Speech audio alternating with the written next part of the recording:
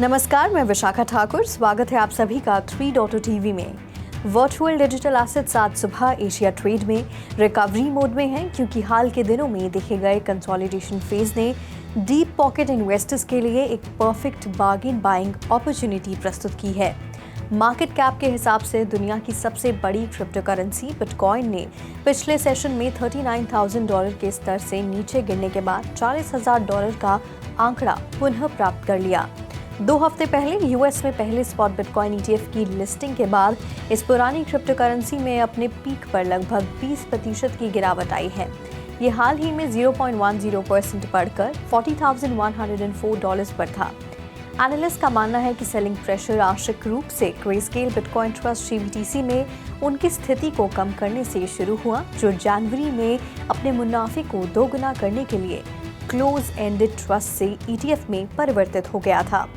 एक है negative 40% conversion rate का जीरो हो जाना और दूसरा है पिछले साल के दौरान बिटकॉइन की महत्वपूर्ण कीमत में वृद्धि। दूसरी सबसे बड़ी क्रिप्टो करेंसी इथेरियम का ट्रेड लगातार निचले स्तर पर चल रहा है। इसने हाल ही में 0.9% की गिरावट के साथ $2,229 पर ट्रेड किया। इस बीच सोलाना के सोल और एवलांच के एवेक्स ने नेतृत्व में ब्रॉडर मार्केट्स में तेजी आई। पिछले 24 घंटों में ग्लोबल क्रिप्टो मार्केट कैप 0.61% बढ़कर $1.56 ट्रिलियन हो गया।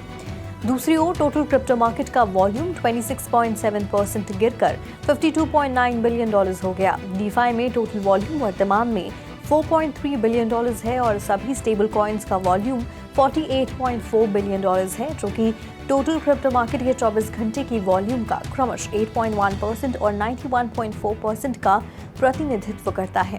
बिटकॉइन का प्रभुत्व वर्तमान में 50.3% है, जो दिन भर में 0.11% की कमी दर्शाता है। टॉप 15 टोकन का बैरोमीटर IC15 इंडेक्स 0.3% बढ़कर 51,680 पर पहुंच गया। इस बीच शिकागो मर्केंटाइल एक्सचेंज पर एक्टिव बिटकॉइन फ्यूचर्स कॉन्ट्रैक्ट की संख्या में लॉक किए गए नोशनल ओपन इंटरेस्ट या डॉलर मूल्य में लंबे समय तक अनवाइडिंग और pro share bitcoin strategy ETF का उपयोग करने वाली एंटिटीज के कारण पिछले 2 हफ्तों में लगभग $1.5 बिलियन की गिरावट आई है। CME फ्यूचर्स एक लिक्विडिटी ब्रिजिंग व्हीकल के रूप में ये माना जाता है कि ETF पार्टिसिपेंट्स ने स्पॉट बिटकॉइन ETF लॉन्च से पहले बिटकॉइन खरीदा होगा और साथ ही अपने जोखिमों को कम करने के लिए CME फ्यूचर्स का या BITO भी बेचा होगा। US SEC द्वारा ब्लैक रॉक, फिडेलिटी और इन्वेस्को जैसे प्रमुख खिलाड़ियों के स्पॉट बिटकॉइन ETF को मंजूरी देने के बाद इन्वेस्को और विजडम ट्री सहित European brokers European BTC product पर अपनी स्पॉट बिटकॉइन ETF फीस में 7% से अधिक की कटौती कर रहे हैं। इससे US इन्वेस्टर्स के लिए नए प्रोडक्ट का अनप्रेसिडेंटेड सप्लाई हुआ है, जिन्हें पहले क्रिप्टो करेंसी के एक्सचेंज ट्रेडेड एक्सपोजर के लिए कैनेडियन या यूरोपियन प्रोवाइडर्स की ओर देखना पड़ता था। बदलते परिदृश्य के जवाब में विजडम ट्री और इन्वेस्को ने अपने यूरोपियन लिस्टेड बिटकॉइन ETPs में फीस पर 60% से अधिक की कटौती करके सक्रिय कदम उठाए हैं। विजडम ट्री की फिजिकल बिटकॉइन ETP फीस 0.95% से घटकर 0.35% हो जाएगी, जबकि इन्वेस्को की फीस 0.99% से घटकर 0.39% हो जाएगी। दोनों फी एडजस्टमेंट महीने के अंत से पहले प्रभावी होंगे। SEC के फैसले से क्रिप्टो करेंसी में निवेशकों की रुचि बढ़ी है और वानिक के यूरोपियन बिजनेस पर सकारात्मक प्रभाव पड़ा है। Senior investment manager Peter sleep ने कहा कि बढ़ी हुई लिक्विडिटी और बड़े पैमाने पर मार्केट के कारण US listed product European investors के लिए अधिक आकर्षक हो सकते हैं। ETF के CEO हेक्टर मैकनील ने इन्वेस्टमेंट डिसीजन में स्प्रेड्स, टैक्स और कस्टडी के महत्व पर जोर दिया, ये देखते हुए कि US ETF प्राइस वॉज लगभग 30 बेसिस पॉइंट पर तय हो गया है, जिससे कि प्रोवाइडर्स के लिए प्रॉफिटेबल होना चुनौतीपूर्ण हो गया है जब तक कि वे एसेट्स अंडर मैनेजमेंट को आकर्षित नहीं करते। SEC कमिश्नर हेस्टर क्रिप्टोमॉम पियर्स ने कहा है कि spot ether exchange traded fund applications को मंजूरी देने के लिए मुकदमा आवश्यक नहीं होगा। उन्होंने SEC के दृष्टिकोण के लिए एक मिसाल के रूप में अमेरिका में स्पॉट बिटकॉइन ETF की मंजूरी से पहले ग्रेस्केल अदालत के फैसले का हवाला दिया। पियर्स ने स्वीकार किया कि प्रत्येक ETF एप्लीकेशन के साथ फैक्ट्स और सर्कमस्टांसेस बहुत अलग होती हैं और अदालत से ये सुनना कि दृष्टिकोण गलत था निश्चित रूप से उन पर कायम रहेगा। BlackRock, VanEck, ARK 21 shares, Fidelity, Invesco, Galaxy, greyscale और हैशटैग्स उन स्पॉट ईथर ETF एप्लीकेंट में से हैं जो कि SEC अप्रूवल के लिए प्रतिस्पर्धा कर रहे हैं। SEC को VanEck के एप्लीकेशन पर 23 मई तक, ARK 21 शेयर्स को 24 मई तक, हैशटैग्स को 30 मई तक, ग्रेस्केल को 18 जून तक और इन्वेस्को को 5 जुलाई तक निर्णय लेना होगा। फिडेलिटी और ब्लैक रॉक के एप्लीकेशंस पर 3 अगस्त और 7 अगस्त तक निर्णय लेना होगा। पाल्शनाज ने हाल ही में कॉइन टेलीग्राफ को बताया कि ऐसा लगता है कि ईथर ETF को अब मंजूरी मिलने का सीधा मौका है और ऐसे परिदृश्य की कल्पना करना मुश्किल है जहां स्पॉट बिटकॉइन ETF को मंजूरी दी जाती है जबकि स्पॉट ईथर ETF को नहीं। ग्रेस्केल के बिटकॉइन ETF ने अपनी ट्रेडिंग लॉन्च से पहले 7 दिनों में 80,000 से अधिक BTC बेचे, जबकि ब्लैक रॉक के iShares बिटकॉइन ट्रस्ट और फिडेलिटी के वाइज ओरिजिन बिटकॉइन फंड सहित 9 अन्य स्पॉट BTC ETF ने 100,000 से अधिक BTC खरीदे। ये पिछले 3 सालों में प्रमुख BTC इन्वेस्टर MicroStrategy द्वारा एकत्र किए गए सभी बिटकॉइन का 53% प्रतिनिधित्व करता है। 26 दिसंबर 2023 तक कंपनी के पास टोटल 189,150 बिटकॉइन थे और लगभग 300 दिनों में 100,000 BTC का आंकड़ा पार कर लिया गया था, ये घोषणा करते हुए कि जून 2021 में उसके पास 105,085 बिटकॉइन थे। Independent game studio eye candy ZK candy बनाने के लिए मैटर लैब्स के साथ साझेदारी कर रही है, जो एक नया एंटरप्राइज है जो इनोवेटिव एप्लीकेशन लेकर प्रोटोकॉल पर इंटरैक्टिव गेमिंग और AI के लिए हाइपरचेन विकसित करने पर केंद्रित है। ये कोलैबोरेशन Web3 गेमिंग में एक महत्वपूर्ण कदम है जो इस तकनीकी क्षेत्र में हाई क्वालिटी एंटरटेनमेंट ऑप्शन की कमी को दूर करता है। AAA टाइटल्स और कैजुअल मोबाइल गेम्स में ट्रैक रिकॉर्ड के साथ आई कैंडी एक डेडिकेटेड लेयर 2 हाइपरचेन विकसित करने के लिए मैटर लैब्स के जीरो नॉलेज स्टैक फ्रेमवर्क और आई कैंडी की गेमिंग विशेषज्ञता का लाभ उठाएगी। नई कंपनी ZK कैंडी लिमिटेड का लक्ष्य हाइपरचेन स्थापित करना है और डेवलपर्स और यूजर्स के लिए गेमिंग अनुभव को बढ़ाना होगा।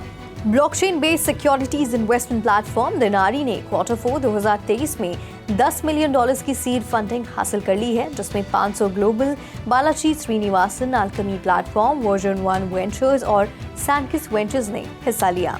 इस फंडिंग से ब्लॉकचेन और क्रिप्टो करेंसी लैंडस्केप में दिनारी के विकास और नवाचार को समर्थन मिलने की उम्मीद है। कंपनी ने अपनी पेशकशों का विस्तार किया है, विशेष रूप से आर्बिट्रम 1 नेटवर्क पर 1:1 के आधार पर समर्थित अमेरिकी शेयरों, ETF और अन्य परिसंपत्तियों के रियल वर्ल्ड एसेट्स को पेश किया।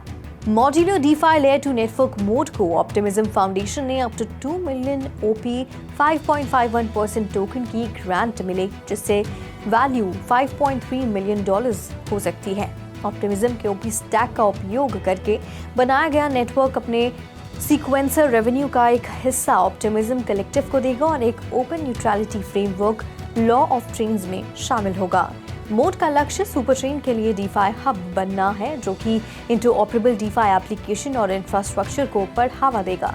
ये सुपर चेन इकोसिस्टम के लिए ओपन सोर्स टूल डेवलप करना जारी रखेगी, जिसमें नेटिव यील्ड, स्मार्ट ट्रेजरीज और ऑन चेन AI एजेंट्स शामिल हैं। इम्यूटेबल और एंडलेस क्लाउड्स ने 2024 में ब्लॉकचेन संचालित गेम लॉन्च करने के लिए एक गठबंधन बनाया है। सिडनी स्थित कंपनी इम्यूटेबल अपने खुद के गेम बनाती है और पॉलीगॉन तकनीक द्वारा संचालित इम्यूटेबल ZK EVM ब्लॉकचेन का संचालन करती है। Mobile gaming studio endless clouds 2024 की शुरुआत में अपने मेननेट डेब्यू के साथ इम्यूटेबल ZK EVM चेन पर 2 आगामी टाइटल्स ट्रीवर्स और कैप्सूल हीरोज पेश करने की योजना बना रहा है। ट्रीवर्स लॉविक में स्थापित एक इमर्सिव MMORPG है जो कि इंटेंस बैटल, संसाधन जुटाने और क्राफ्टिंग की पेशकश करता है। कैप्सूल हीरोज विभिन्न गेम मोड के साथ एक अभूतपूर्व खिलाड़ी बनाम खिलाड़ी ब्रॉलर है।